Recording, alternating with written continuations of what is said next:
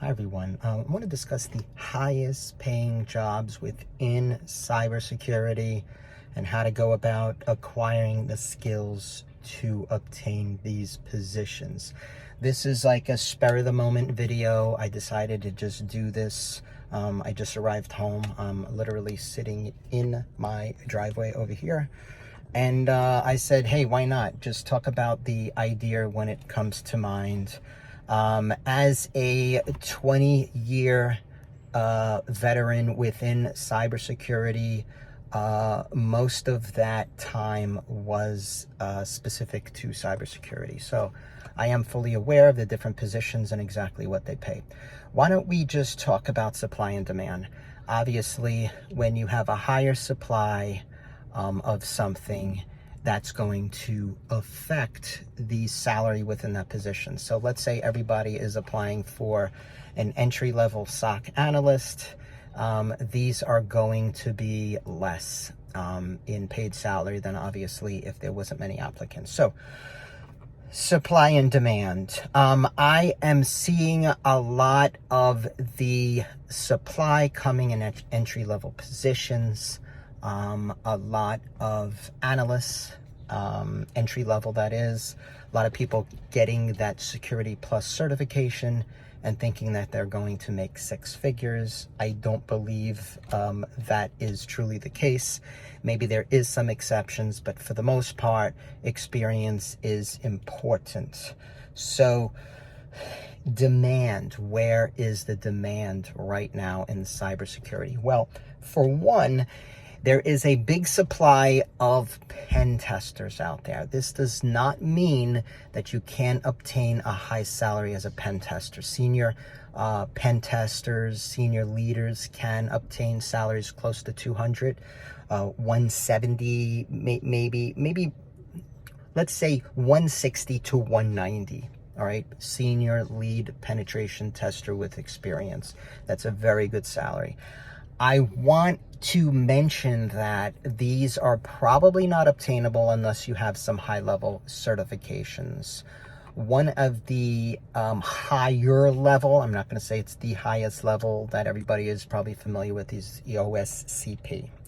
If you don't have this, you're basically going to be looking for more of a junior level position unless you have a lot of experience. So that I do believe has a high supply ratio. So a lot of people out there, they're getting attracted to YouTube videos that are solely promoting hacking because it looks cool. Oh, I want to be a hacker. Dozens of websites, bug bounty programs being promoted everywhere. Of course, that all began with bug bounty companies promoting their own programs, getting people involved, funding websites to teach people how to hack. Now we have a pretty big supply of entry-level pen testers and medium-level skilled pen testers out there that are fighting for remote positions. So if you're going to stand out, you're highly skilled, yes, no problem. What I like to mention is these other positions where there is a big demand and the supply is limited. One of them is going to be a senior, not even just senior, but let's just say cybersecurity engineer. That's where my focal point is.